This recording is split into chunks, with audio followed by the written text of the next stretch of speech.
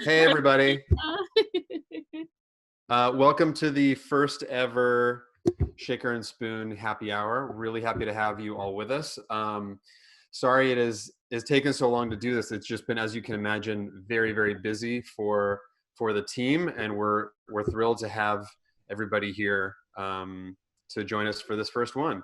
What we're going to do is, if you are not yet familiar with Zoom, you can click on the chat thing below to open the column on the right-hand side. And that way, for anything that we ask people to chat, you can use that on the right side. I just wanted you to know where it was so that you're ready for it, because we have a couple of quiz questions at the end just to check and see if you were paying attention. And there are some pretty great prizes as well. So it's just sort of a fun little bonus.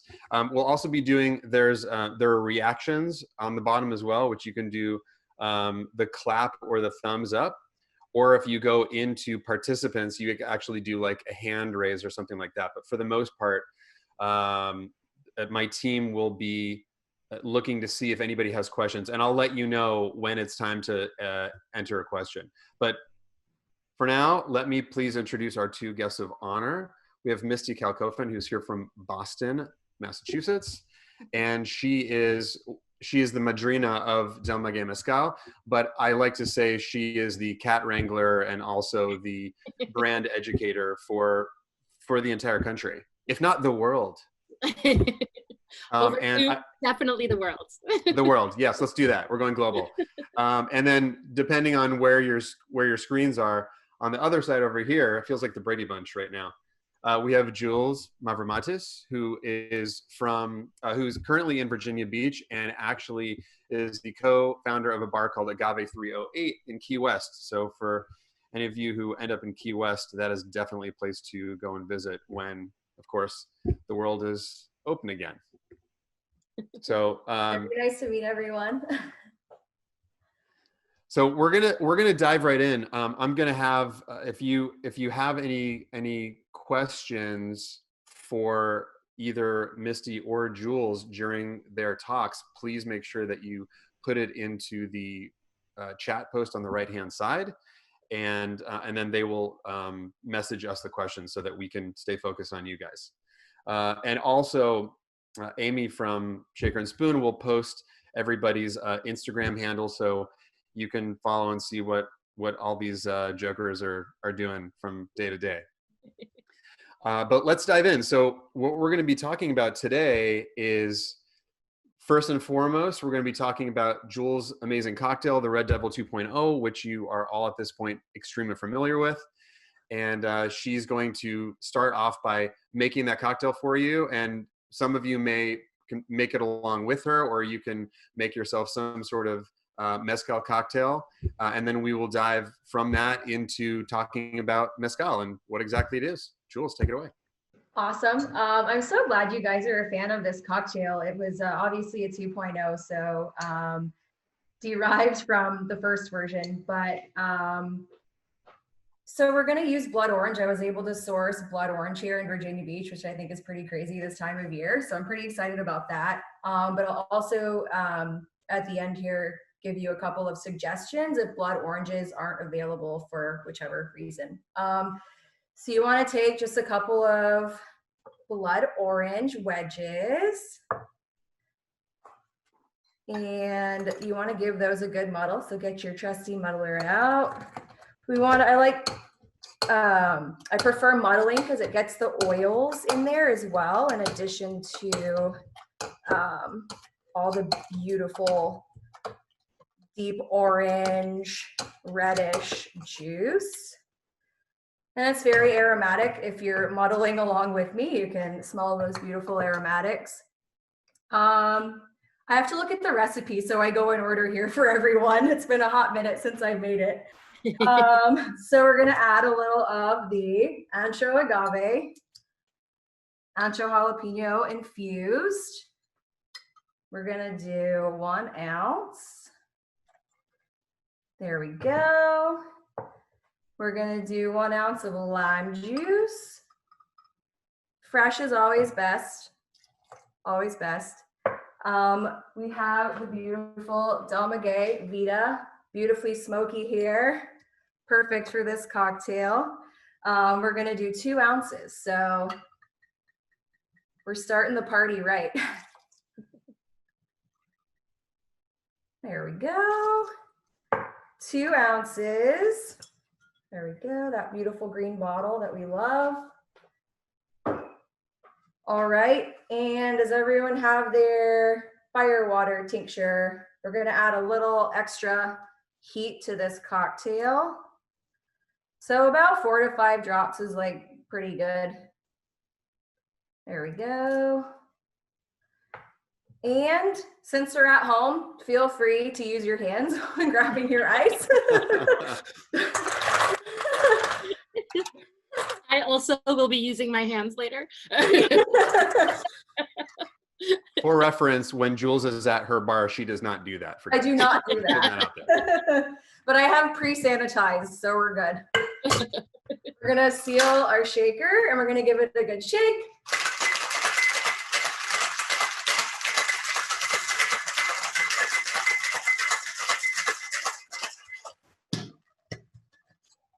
There we go. If you haven't rimmed your glass, you can go ahead and do that. I like to use my citrus to do that. So you can just cut like a little wedge out of a lime, a grapefruit, an orange, whatever you prefer. Just kind of put the outside of the glass there. That'll keep the salt on the outside of the glass and then not falling into the cocktail. So you can do as much or as little as you want. If you prefer the salt going into the cocktail, then you're more than welcome to do that. So it should look something like that. So we're gonna strain this cocktail over fresh ice, just to alleviate any of the orange rinds or anything like that getting in there. So, trying to like, you can't see what's happening down here. So we're gonna strain that. There we go. And voila, there's our Red Devil 2.0. That color is beautiful. Cheers. So you've got the beautiful smoke from the mezcal, and obviously those vegetal notes also coming through, and then that vibrant blood orange with a little bit of the lime, and a little heat as well. So I think mezcal and a little spice go wonderfully together. So cheers, everyone. I hope you enjoy. Cheers. Cheers. Salud. Delicious. Exactly how it should taste. When you're at your bar, do you, because of the fact that you, especially since it's Key West and sometimes you won't be able to get stuff for days just randomly, Mm-hmm. what do you find is like your favorite replacement for blood orange? Okay, so yeah, going back to that. So blood oranges, I feel like typically are in season around the holidays. Like you find them in the late fall into the winter months. So if you're not able to source those, I think you could just use just a navel orange, which I have right here. Any orange really would work just as well. It might change the flavor profile slightly, maybe slightly sweeter. And then also you could use a grapefruit and go more along those Paloma lines. It would be super delicious as well. Everything, all the other ingredients in this cocktail would go amazingly with grapefruit. So those are really awesome substitutes. You could pre-juice them if you feel like it, but again, I like the oils from the rinds in there. So put a little elbow grease in there and muddle away. You have a question from Amy and Chris. They want to know what's the difference between the 1.0 and the 2.0. So the 1.0 is actually created with a brand that's near and dear to my heart called Ancho Reyes. So it's a beautiful sweet and spicy liqueur produced in Puebla, Mexico from the Ancho chili. So that was the initial inspiration, but we were, for this particular recipe, wanting to focus on the mezcal a little more. So that's why we just, we did I made an infused jalapeno ancho agave nectar. So for those who obviously are subscribers and follow, I'm much more of, for example, a stirred boozy drink kind of drinker, and to have to work within the parameters with shaker and spoon, meaning that no alcohol can be shipped, can sometimes be really tough. I want to be able to have layers of flavor, and so to give some of the bartenders who have done some really incredible cocktails is. In addition to the great cocktail they make, they're also sort of jumping over the hurdle of not being able to use any other alcohol. So this is a great example of the way that Jules took her original 1.0 and turned it into 2.0 to something that is very beloved within the shaker and spoon community. So thank you for doing that workaround. Yeah, absolutely. Milana Cook asks, what were the specifics on the mezcal? She's waiting on her first box, so she didn't get the info on the cocktail yet. Okay, so you're gonna the specs for the actual cocktail. So you're gonna do. I think she said what are the specs for the mezcal, the brand. She may have missed that. So Del Maguey Vida. Correct me if I'm wrong. Is an Espadín varietal, correct? And my take on it, it's beautifully smoky, which really resonates and shines through in the cocktail. And it's got some beautiful vegetal notes going on as well. And we use about 2 ounces of that. We tossed around 1.5 ounces, but we wanted to just like kick it up a little notch and really make sure that the mezcal was shining through. So. And it worked out really well. Just so that you guys know what we're going to do, just to give you a little teaser for the rest of our happy hour, is that there are going to be a couple of trivia questions. One of them is going to be shaker and spoon trivia, and one of them is going to be mezcal trivia. And so for those, the person that wins the shaker and spoon trivia, they're going to get a bottle of Del Maguey Vida as well as a Red Devil 2.0 kit. So just in case. But remember that is a dry box that does not have the produce in it. So start hunting around for those blood oranges now. Yeah. Find some ruby red. If anyone has a Harris Teeter grocery store in their vicinity, they seem to always have them. So if that is helpful to anyone in any way, they're a little pricey. They're about like $1 an orange, but so worth it. And for those who are looking for ways to, and we're going to talk about this as well, ways for you to support your local bar or restaurant that may be struggling right now.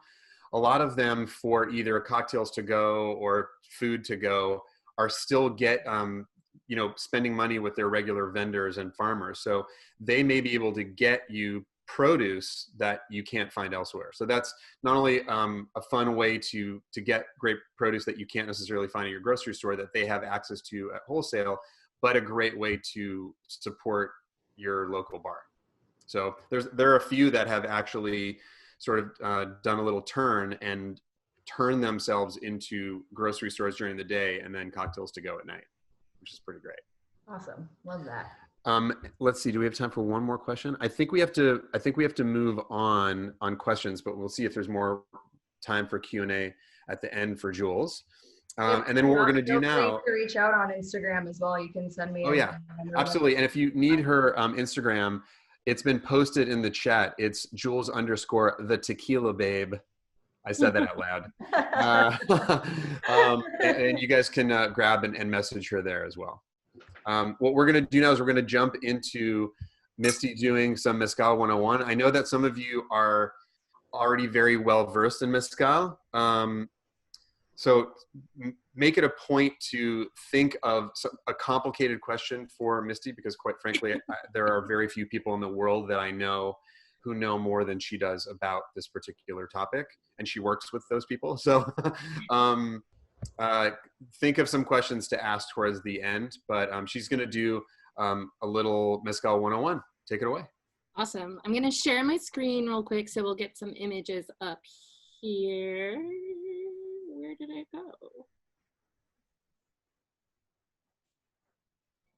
It's not coming up for some reason. That's interesting. Let's try again. You'd think I'd have this down by now, huh? Here we go. We should all be experts at this point. Oh yeah. Yeah, so I'm super excited to spend a little bit of time with you guys. This isn't going to be a long tutorial in any way whatsoever, but I think it's important to kind of have an understanding of where the flavors that you're getting in your cocktail and in your spirits, where they're coming from. And I feel like, you know, Mezcal is still a little bit of an unknown category for many people. So I just kind of wanted to just go through some of the basics. And we're going to start with our frame of reference being tequila, because I think the majority are probably pretty familiar with tequila, where it's made, and the basics around tequila. So we're going to start there, and we're just going to go through some of the differences between tequila and mezcal that will account for the flavors that you're tasting when you're trying new mezcals, right? So the first thing is that mezcal is made in different areas of Mexico than tequila. Both tequila and mezcal have denominations of origin. So there's regulatory agencies that say where they can be made. So mezcal can be made in all of the state of Oaxaca and municipalities in 8 other states. So we have this really large area that covers a lot of different cultures and a lot of different people, indigenous peoples. And so there's a lot of diversity in kind of the styles that take place. Whereas tequila is made mostly in Jalisco and some municipalities in 4 other states. So the region is much smaller, and so there's not as much geographical diversity and diversity as far as the styles that are concerned. So that's our first kind of point of reference. We're made in 2 different areas of Mexico. From there, obviously both are made from agave, but in the case of tequila, they can only use one type of agave to make tequila, and it's called Tequilano Weber Azul. We can use any type of agave that grows within the denomination of origin of mezcal. And since there's over 200 varieties of agave within Mexico, that can be a lot, right? So I just wanted to show you some of the images so you can see morphologically, like their shape is very different. They choose to grow at different altitudes and in different soil types. Their hearts have different sugars, which is what we need to actually make mezcal. So the flavors you get from an agave that has a low sugar quantity as opposed to one that has a higher sugar quantity are going to be very different. So all these factors come into play. So on the left of the screen, you have a jabali. On the right, you have a mexicano. And these 2 plants can grow very close to one another, but they'll result in very different mezcals. Same here, you have a tobala on the right and a tepestate on the left. Tobala can take about 18 years to reach maturity. Tepestate can take up to 35 years before we can harvest it to make mezcal. And they're each, so, you know, if you imagine this plant pulling energy out of the soil for 35 years, it's going to have some really complex flavors. So they'll result in different flavors in the mezcal. We have Arauqueño on the right and Karwinski on the left. Arauqueño has very high sugars. Karwinski has very low sugars. So a mezcal made from agave and the Karwinski family is going to have really beautiful vegetal tones. And then the Arauqueño is going to have more fruit and citrus notes to it. And then this is Espadín. So the mezcal that that Jules used to make the cocktail is made from this particular plant. And it's the one you're going to see most in the store, most likely. It's really the backbone of the mezcal industry. So now we have place of origin as one of the differences, and we have type of agave as one of the differences. And then, of course, the next big difference is process. So the steps are the same as far as what we're trying to accomplish if you're making tequila or mezcal, but how we get to that ultimate goal is very, very different. Over the years, most tequilas, and not all, because we're going to talk about an amazing tequila producer in a little bit here, a lot of tequilas have moved more to a very industrial process, whereas in Oaxaca, we've stayed in a very artisanal and in some cases ancestral process. So after we take our agave back to where we make mezcal, which is usually, it's called a palenque, so it's a family-owned distillery that's usually very close to the family home, if not right on the property of the family home. The first step is we have to cook the agave. And we do that by cooking it in the ground in an earthen orno, right? So this is actually a very large orno. It's gonna hold about 13 tons of agave. But some of our producers use ornos that hold only 4 tons of agave. And we're gonna start by building the fire in the bottom of the orno. We'll start early in the morning. And the different types of wood that we use can affect the ultimate flavor in our mezcal. So think about applewood smoked bacon as opposed to mesquite, and the different flavors, or barbecue. I saw that, Dummy. And so usually most producers will use a variety of woods, some that burn hot and fast, some that burn low and slow, right? And from there, we're gonna burn all of that wood down and heat up hot stones. Now, these are river stones, and it's the stones themselves, once they're heated up, that are actually going to propel the roasting of the agave. So the fire itself will actually be out, but the heat from the stones are going to go ahead and cook the harvested agave. So from there, we start adding the agave hearts on top of the hot stones. There's a layer of agave fibers that have already been distilled once in between the stones and the raw piñas, so that the piñas are not being scorched by the stones. And we'll continue to add all of our agave hearts on until we have everything on the roast, and then finally we'll insulate it, covering it with earth. So as a Bostonian, I always think of it as like a boozy clam bake, right? Like we're putting everything in the ground, but we get alcohol. So we're winning. So this is staying in the ground anywhere from 5 days to 30 days, depending upon the time of year, the type of agave, even just the style of the producer. And then once it's uncovered, we have beautifully cooked roasted hearts. And from there, we can go on to actually make mezcal. So we've taken care of a plant maybe up to 35 years, and now we're actually starting to make mezcal after our roast. First step is to crush the agave. It can happen with a horse or oxen-driven wheel. Or we might do it by hand in stone troughs. In particular communities, this is their tradition that has been passed down for generations. And no matter which method we take, we're going to take all of the fibers, all of the juices, put them into wooden fermentation tanks. The tanks are made from pine. Allow just the juices and fibers to sit for a day, and then we'll add whatever our water is. And the water source can make a huge difference in the flavors of your mezcal. So if you're using spring water, if you're using well water, if it's coming from a place that has higher mineral content, and as far as the filtration is concerned, all of those things can affect flavor. One thing we don't do that's very different from tequila is we don't add any yeast to our fermentation. So it's only naturally occurring airborne microbes that start our fermentation. So those yeasts and those microbes are eating the sugars, and they're expelling CO2 and alcohol. So that's what's happening here. So we go on, this process can take anywhere from 5 days if it's warm out to up to 3 weeks. And over the course, the fibers will move around as fermentation is taking place. We'll push those down. And when it starts to look like this, kind of like the surface of the moon, we're ready to go into distillation. And then from there, producers around Mexico use all different kinds of stills. The most common is a copper pot still. This is, it holds about 350 liters, so it's very, very small, but direct wood fire. Some communities use clay stills, which kind of function like a double boiler almost, and which is really cool, and it gives off an amazing kind of mineral characteristic and earthy characteristic, which is really cool. And sometimes they mix copper and clay or copper and wood tree trunks. It all depends upon where you are within the country. And then from there, we end up with beautiful mezcal that could be anywhere from 42% alcohol to 55 or 60% alcohol, but delicious nonetheless. So Misty, can you quickly explain, since we're on this photo, can you tell them about the perlas? Yes.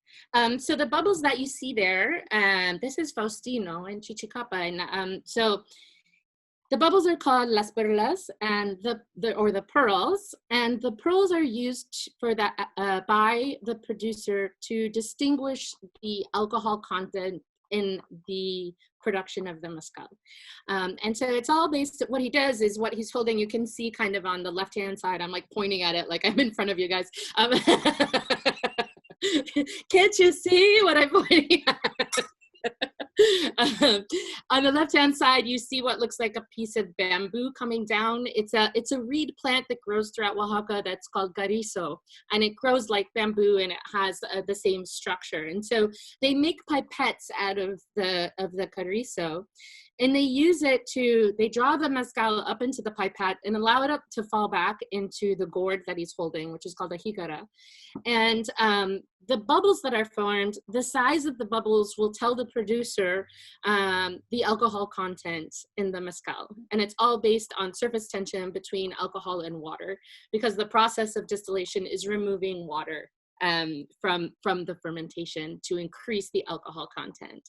And so it's really amazing to watch. They've been taught this from a very, very young age. They start working in the palenques when they're around 3, 4, 5 years old. As soon as they are able to go and help with some sort of task, whether it's getting the horse around the mill or unloading the smallest agaves from the horno, they're there, you know. And so it's amazing to watch how precise they can be, because I frequently go to the palenques with our director of operations, and he always has with him a thermometer, an alcohol thermometer to test and everything, and he always has them do the test first with the carizo, and then he tests it with his tools, and it's a very rare that they're off, and so it's pretty amazing. And it's something that has gone back. It was used by moonshiners as well here in this country, and there's references to this style of testing alcohol back into the 1800s in England as well. So to put it into perspective for the shaker and spoon crowd, let's say, for example, you're very good at being able to tell the temperature outside, or you're great with distance. You're like, oh, that's a half a mile, or you can walk out and look at the sun and be like, I know what time it is. Multiply that by a couple of zeros. And by a couple of factors, and that's what this is. They'll blow the bubbles in, or like Marko Krakasevich, who basically will put his finger under the liquid coming in. 74.2%. I'm like, that's not. Oh my God, you're right. You know, it's crazy. Or shaking the bottle. Yeah, or shaking the bottle and look at the bubbles. So, related question from Milana Cook. She said, So the bigger the perlas, the more alcohol, or do big perlas indicate lower alcohol content? It actually depends upon where you are in the run. So part of it is actually knowing, like, if you're pulling it off of the still, right? So imagine you have a bottle of water that's about 3/4 full. It's still, if you shake it, you're going to get pearls, but they're going to disappear really, really fast, right? And that's because the molecules of water want to be with one another, and so they disappear. And so as you move up towards 50% water and 50% alcohol, the bubbles are going to get larger. And they're going to be their largest at 50%, when the alcohol and the water are trying to stay away from each other as much as possible, right? And then once you get towards 50% and beyond, the bubbles are going to start going down again, because you're going to have more alcohol and you're going to have less water, and the bubbles of alcohol want to be close to one another. And so it's also a product of knowing, like, cutting properly, knowing how much has come off the still, what part of the run it is. So it's much more complicated than just the pipette itself. Does that make sense? Thank you. Yes, she said thank you. First of all, thank you. That was great. And just so you all understand that, for me to even call that Mezcal 101 is absurd. For you to cram Misty into a 10-minute segment is not a thing that exists. So this is just sort of like a teaser for now. There'll always be more questions, and as we sort of delve more into Mezcal, both with the boxes and the cocktails that are created, and quite frankly, some of the raw education that's out there right now about Mezcal, mostly thankfully to Ron and to Steve, who've put it out there into the world. There's going to be more information every day. You know, one website that I always like to shout out because I think they do a really good job and they have a great glossary and they do amazing research is the Mezcalistas. Because they have a lot of information and it goes from really the basics for people who are really new to the category to like the really, you know, minutia of things around legalities, you know, and the normas and things of that. So I think that's a really, if you're interested in learning more, that's a really great place to start. I'm gonna actually post that really quickly in the chat so everybody can get their hands on that. And that's Susan Koss, who has just been probably one of the more quiet, long-term friends of all of the people who have been growing. And the funny thing is, when Misty's showing you some of those photos, I guarantee within half a second, she can tell you exactly where it is just based on what the still looks like, and tell you the name of the distiller and their children. And it's crazy how much of it like a small community that is. And that goes for the educators as well. We got one less question. What's done with the remainder of the mezcal plant from Amy and Chris? That's a really great question. So there's a few different aspects of that because we have the pencas of the plant that have been cut off in the field. And a lot of times those stay in the field, get turned over. It will be used for animal feed. People will come through with their herds. You know, we don't clear cut and cut a field all at the same time. So I've definitely been out in the field with Faustino as he's cutting, and people are coming through with their goats, and the goats are eating the pencas that have been left in the field from the week before when he was out harvesting. So there's definitely a lot of that goes on. For us, the biggest concern is actually after distillation because we have liquid and solid waste that we have to manage. And the solid waste, which is the fibers, there's a lot of uses for that. Everything from composting to be able to actually being used for making like paper. The fibers are used to make everything from bags to shoes to all sorts of different things. Well, so and the photo that you already showed them of the bagasse being packed in. Yeah, so it's used multiple times and then still can be used for more. There's uses for biofuel, which people are studying right now, which is a super cool idea. The liquid is a little bit more challenging to work with because it can be damaging to the environment because it has a higher pH level when it's coming off of the still. What we've been doing with our waste material, especially where we make Vita, because that's where our largest production is we've been working with an organization that uses both our solid and liquid waste to make sustainable building materials. So they're creating a patio on site for us that we'll be able to grow onto and expand onto, that is actually stronger than concrete and more resistant to earthquakes than concrete. So we've used the last 5 years of our waste that way, and we probably will be able to use the next 5 years of our waste just creating that patio. We're proud to say that we're located on a river where Vita is made, and the river downstream from us is actually cleaner than upstream from the tests that we've done. So I would say that's like the most successful camping trip ever. The cleaner than you found it. Yeah. Thanks, Misty. Really appreciate that. And for y'all's questions as well. One of the questions that we wanted to put out there into the Shaker and Spoon community is, how do we help the hospitality industry right now? And this is a great segue because I think Mezcal is one of those spirit categories that's so connected to the people involved. So, when you think of your local restaurant, it's not just the owners of the restaurant, it's also the bartenders and the waiters and the runners and the people they buy produce from, the people they buy spirits from, the people they buy wine from. Like, it's a huge global impact that a lot of folks don't really think about, especially for a small little neighborhood spot. That doesn't mean that small little neighborhood spot doesn't have something that has a denomination of origin like mezcal, and it goes back and affects the people from whom we're buying this product. So what I wanted to do was ask, first and foremost, Jules, who's on operations side, who's on bar and restaurant side, what you think can be the most helpful, the most impactful. What we can do as like at the Shaker and Spoon community. I think a lot of education is like a huge part of it. as we just had that amazing education from Misty, just educating people and knowing where their spirits are coming from. And in turn, we can either introduce them or guide them along with our cocktails, things like that.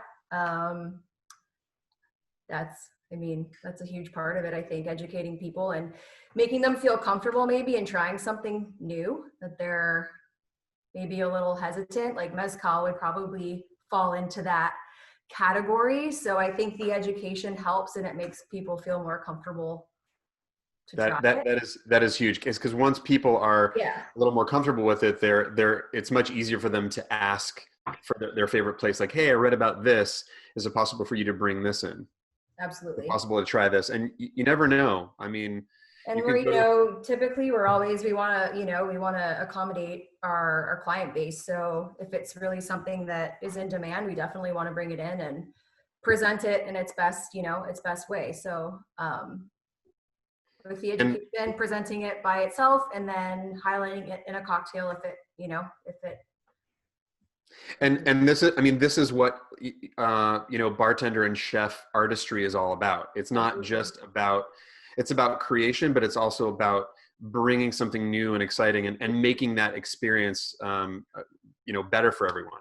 So for those of you who have been sort of following your local bars and restaurants, some people have done toasting, some people have done GoFundMe, Venmo, cocktails to go. There's so many different options of ways that you can support your local bar and restaurant, because that's really just sort of like a little center of that particular universe. So anything you can do during this time, we all obviously love cocktails and love getting together, both in things like this and in the Facebook group. And there's so many opportunities to share great stories and photos and talk about like what's happening with the things that you're creating. But keep in mind that we would like, a bar and restaurant universe to come back to when we are through COVID. So anything that you can do locally, take a peek and try and learn a little bit. Jules? Can I add something on that? Yes, please. Absolutely. I think paying attention to the local laws and what's happening for your bar and restaurant community. Like right now in Boston, we still are not able to do to-go cocktails. And it's passed in our state house, but has been stuck in Ways and Means in our Senate for 2 weeks now. And this is like going to be make or break for so many restaurants. And so obviously everybody in the hospitality community has been like contacting our legislators as much as possible, but it says a lot when those people who are actually going to the restaurants and are trying to support them as constituents contact. So that's a huge thing that you can do locally. It's like really have your voice heard and pay attention. And if something like that is happening in your community, I'm sure you're hearing about it or seeing it on social media. And so for me, that's a huge thing that you can do to help. Yeah. And quite frankly, you can ask some people at your favorite place, because the likelihood is that someone from the hospitality industry will be able to direct you. Yes, yeah. There are these petitions to sign, there's these folks to call, or you can check their Instagram feeds. There's a lot of people who are very active as to how to help that particular community. And it's an impactful thing that we can all do. And it has a real positive end. There are also companies like Del Maguey, for example, like brands that are doing great things to support the bartending and the restaurant community. There are also companies like Overproof, like Company Toast, who basically are working both with brands and with companies. So if any of you work in corporate or work for a company that wants to do something cool like this, like a virtual cocktail hour, they actually work with Shaker and Spoon to get kits out to people, but you are walked through the cocktail and the story about the cocktail by an incredible bartender, like some of the best in the world. And so you can have your company go check out Company Toast and see if that's something that you can do as a company to support. Every single person that works for them is a bartender. And so it just helps support people until we get to the next step when people can actually get back into their bars and restaurants. Yeah. A quick thing that I wanted to do was, we don't have a ton of time to talk about it, but what would actually be happening right now and this weekend would be Aspen Food and Wine. Oh. So for those of us who work that, I mean, it's been at least for the past decade. It's such a small sliver of the kind of thing that's affected. So for those of you who you had a plan to go to a concert this month, to see somebody perform that you had never seen or really wanted to see. Obviously any sort of gathering, a conference, something where you wanted to go and learn something. But a lot of these food and beverage festivals are a way for people, much like the Shaker and Spoon community, to learn about new products out there, to meet great people. And Aspen Food and Wine is something that's actually really important to particularly the food and beverage industry, and a great example of how a small town, I mean, it's a bougie town, but it's still a small town that's crushed by something like this, where, you know, half of their winter season done. Going into Aspen Food and Wine, a lot of those bars and restaurants make their money for the year from a festival like that. So if you have something like that, a local festival that you're missing right now, see if there's a way for maybe the money that we haven't spent going to that festival, see if there's a way to possibly do a toast or support a business that really will be make or break because of the absence of that particular thing. On a related note, I'm going to take a little bit of this that I think Misty will recognize. So for those of you who have a little Mezcal at home, you might want to take, if you want to tell folks what this is. So this is, we work with 12 families. This is the only family that we work with in Puebla. All the other families are in Oaxaca. And so it's from a village called San Pablo Amayeltepec. And it's a blend of papalote and pisora, which other people might know as Tobala and Tepestate if you're in the Mezcal space a lot. So, and it's really beautiful. I've got a Pequeño as well. Nice. Okay, no, so good. Made from clay in clay stills. It always reminds me of my mom's green bean casserole. Good description. So we're gonna do two mini toasts. The first one is going to be for all of those bars and restaurants and bartenders and servers and everyone who is trying to figure out how to move through our current universe to make a living, and at the end of the day, they're just waiting for y'all to come back so that they can host you. That is the ultimate goal of anyone who's ever worked behind a bar. So we are ready. I'm gonna have Misty explain to you what this is and also how to do a little toast. And we're gonna toast not only to hospitality, but also specifically to Jimmy at Jimmy's in Aspen, who is our host year after year after year and is like the hub of that little town. Yeah.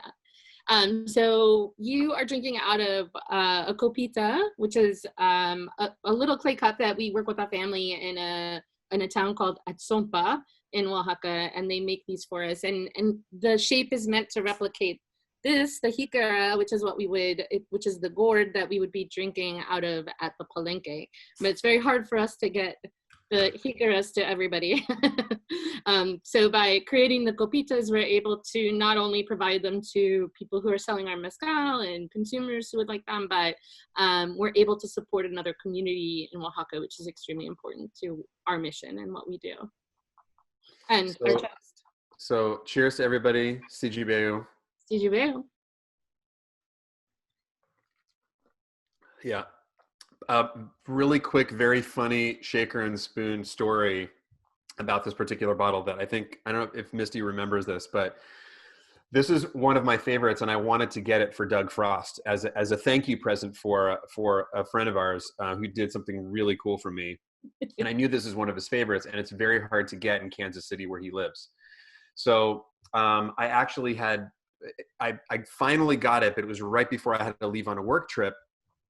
And my neighbors across the street are really amazing people. And so as a present, before I left, I think it was the Rums of Origin box had come, and I didn't have time to enjoy it. And I knew it was going to be a little spoiled by the time I got home.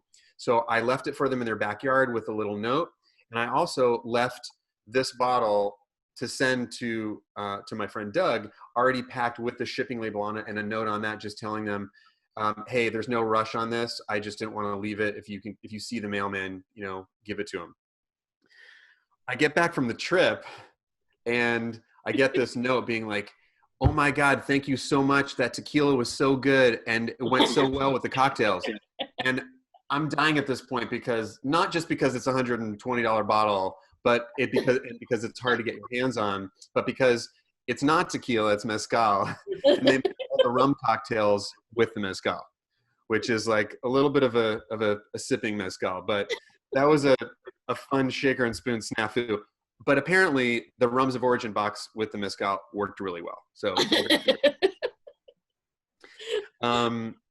one of the our second little toast is also going to be a fun little sneak preview for anyone that's on this call.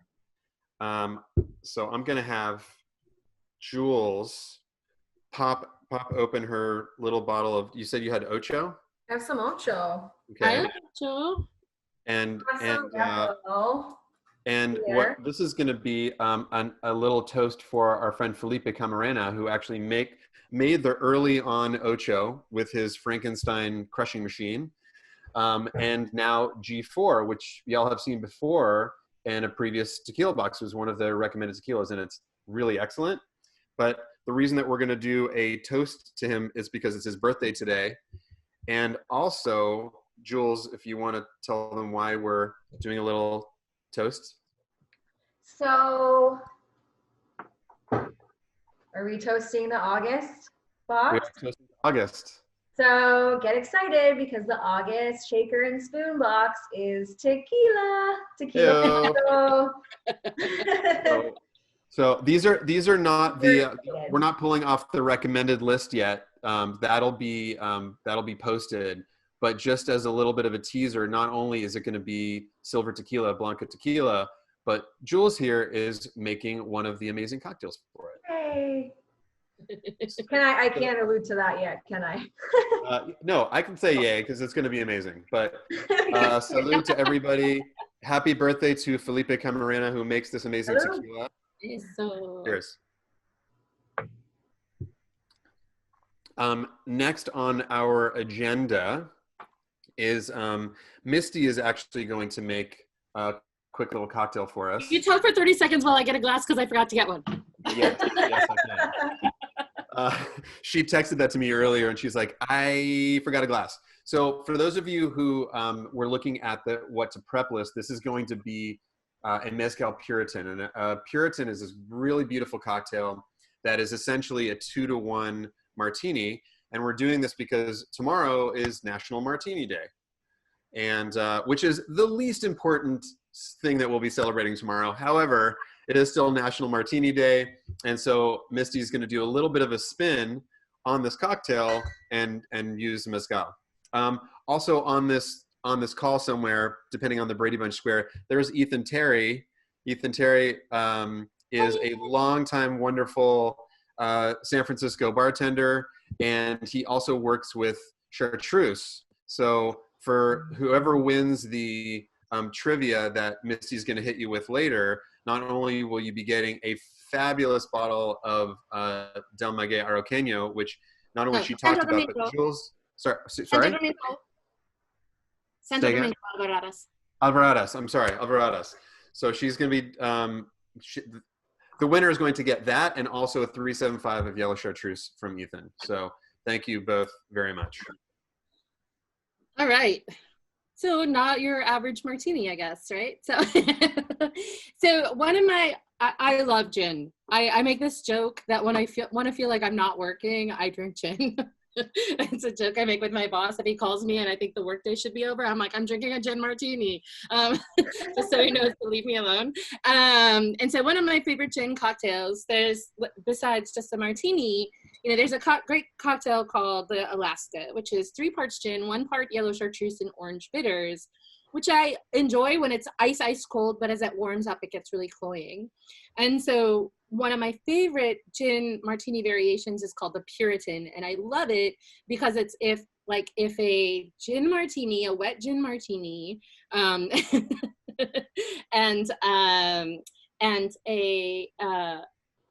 and Alaska had a baby.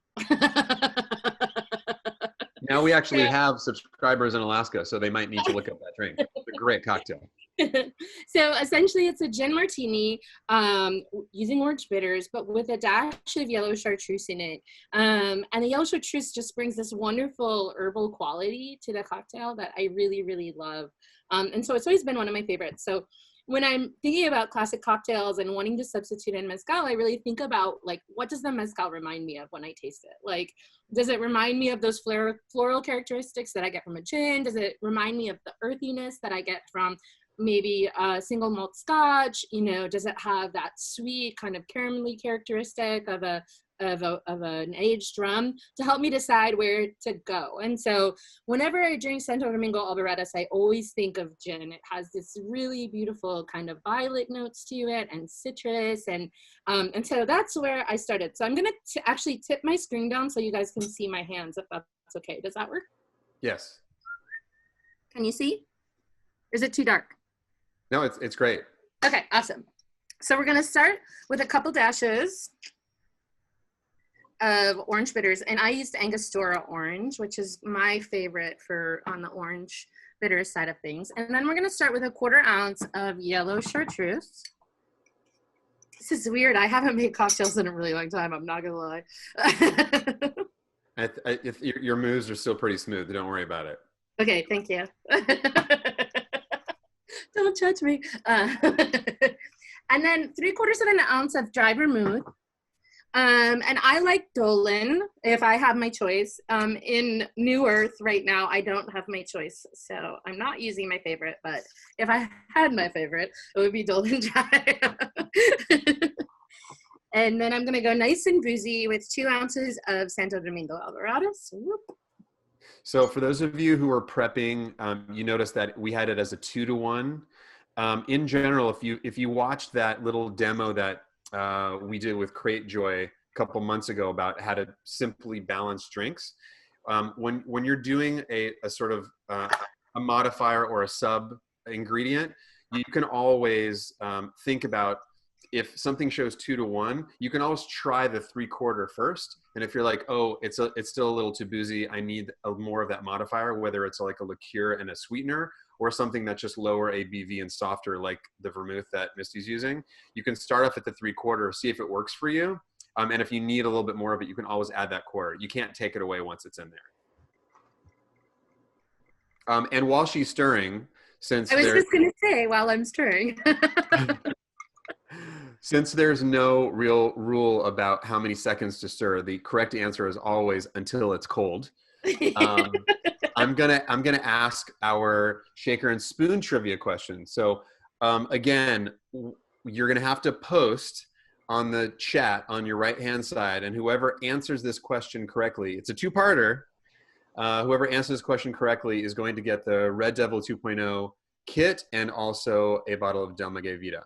And the question is, which cocktail was the 2019 Parched Madness final champion, and how many votes did it win by? Ooh.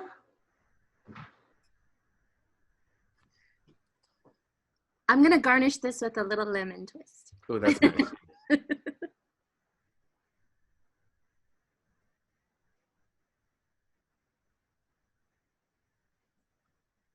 So why did you choose to go a lemon swath and orange bitters for this particular cocktail? For me personally, every martini variation that I do always has orange bitters.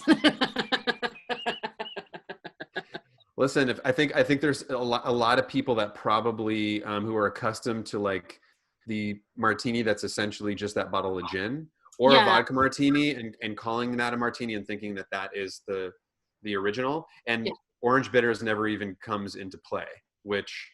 Well, and also I think that if you are, like, I enjoy a wet martini. I'm a 50-50 kind of girl, or, you know, times 2-to-1, you know, but sometimes 2-to-1, but I really enjoy, if I have a tasty vermouth, I want to taste that.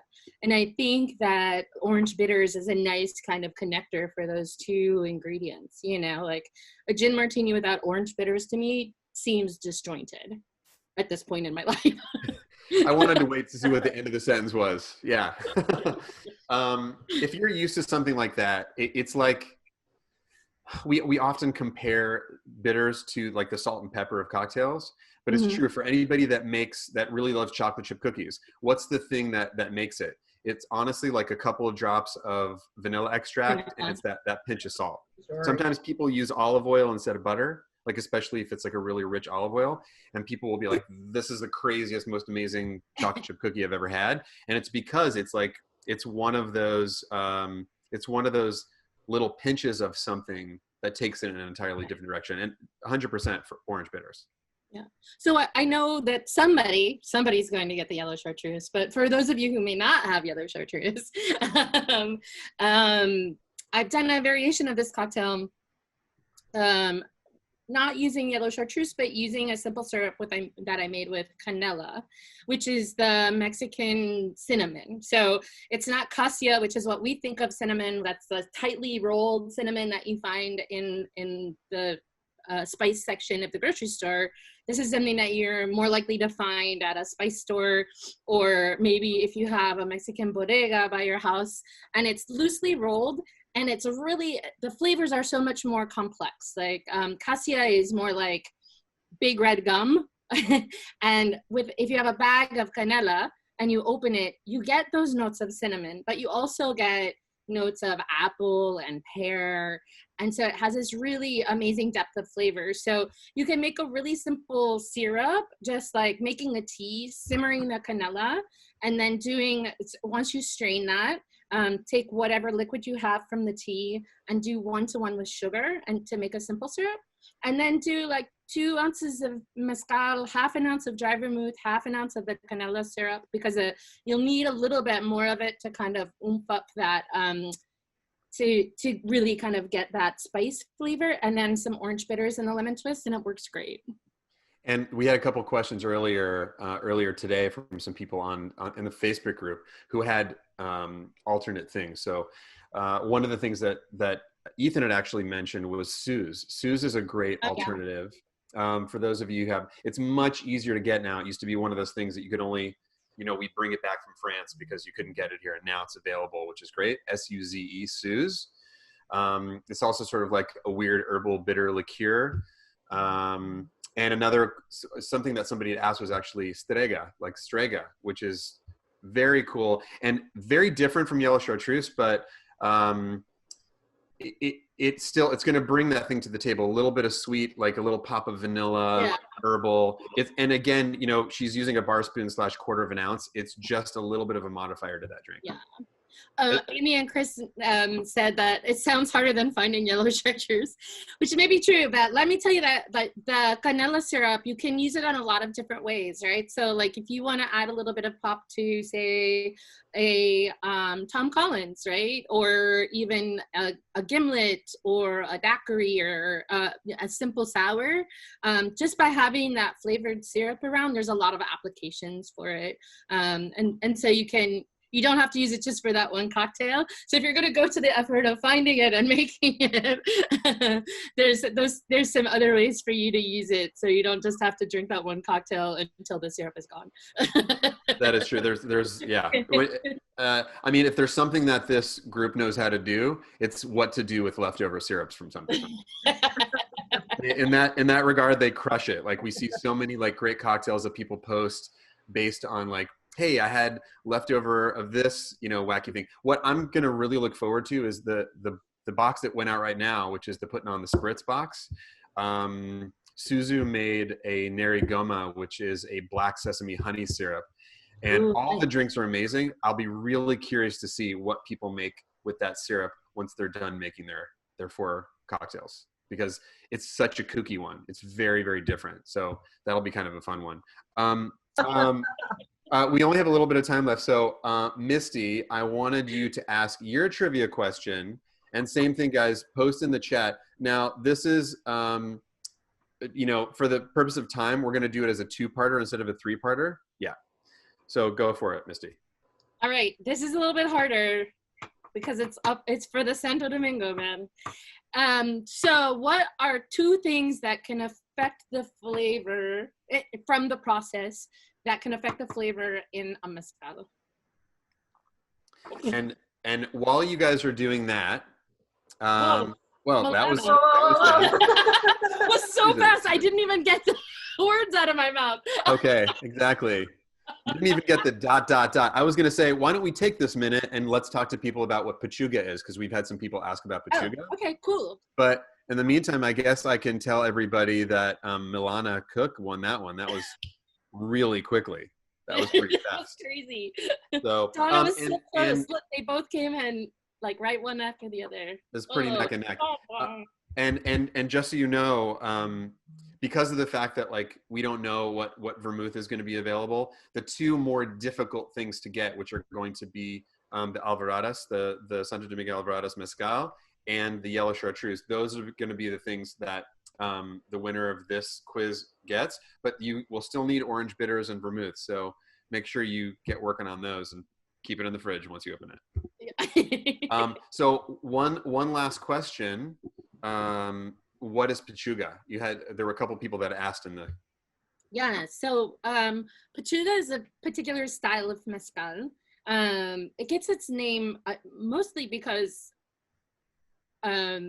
Del Miguel, the company that I work for, was the first mezcal in this style to be brought to the U.S. and we called it pechuga, right? It's a celebration mezcal that's made once a year at the end of the rainy season. It's a celebration of the harvest, so it's right when all of the heirloom fruits are available, and it's made to celebrate like a successful harvest and to kind of honor the powers so that the following year you have a good harvest as well, right?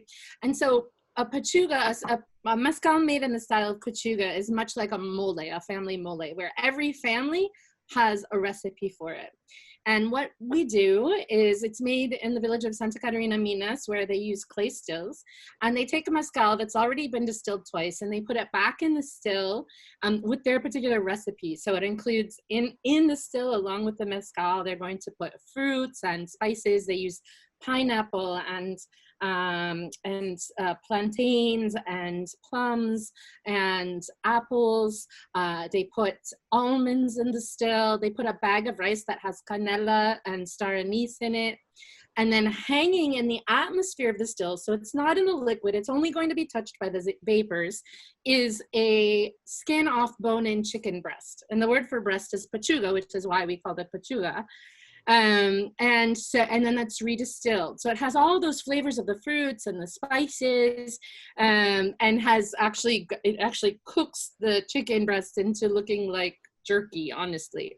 But like I said, it's a family recipe. And so as you travel throughout Mexico, you'll find people who are using different fruits and different spices, but they'll also be using, I have a mezcal here at my house that was made with deer in it, a part of the deer in it. I have one that has iguana in it. I've seen it with rabbit and, turkey and like all sorts of different things. And so it's really and then that mezcal is held on to for special occasions. It's used for weddings and fiestas throughout the year, celebratory occasions. And so it's something that's very, very special, it's very special.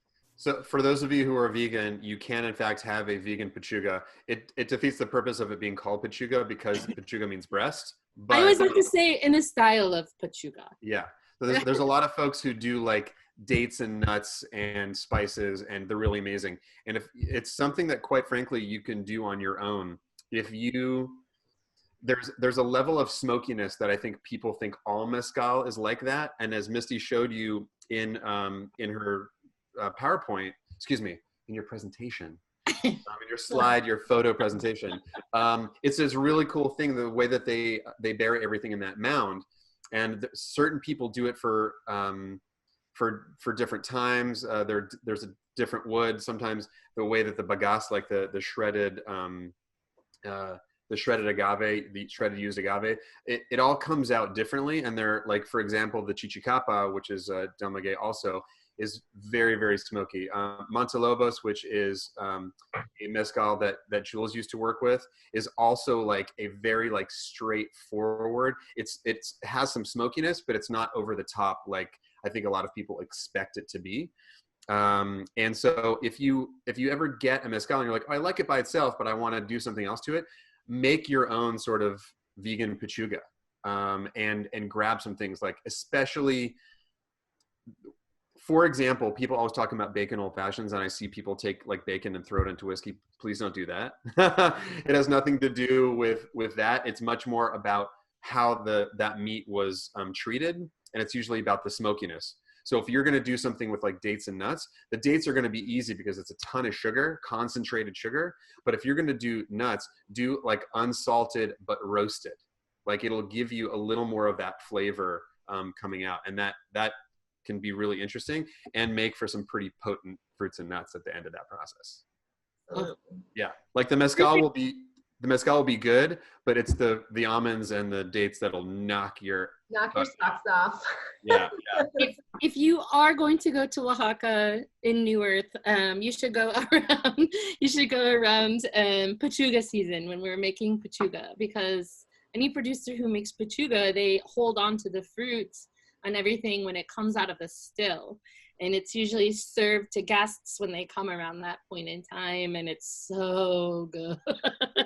So long story short, when we're able to leave our homes again, you should totally go and check out Oaxaca once Mexico lets us back in. I mean, for now, we're not allowed to go, but all the pueblos are closed. Even if you went, you couldn't go anywhere because all the pueblos are closed. Even my team in Mexico can't go to our pueblos right now. Yeah. But so I really want to thank Jules and Misty for taking their time to come and join us today. Thank you all for coming to join our first happy hour. We're so glad to see you all and to, match the faces with all the cocktails and all the photos you've been posting. And, we'll do this again. We're just, we're working really hard to produce all of the things that y'all are waiting for. So that's been our priority number 1, 2, 3 through 7 through 10. So, but we'll do this again and we'll let everybody know. And thank you guys very much. If you have any questions, you can always hit us up.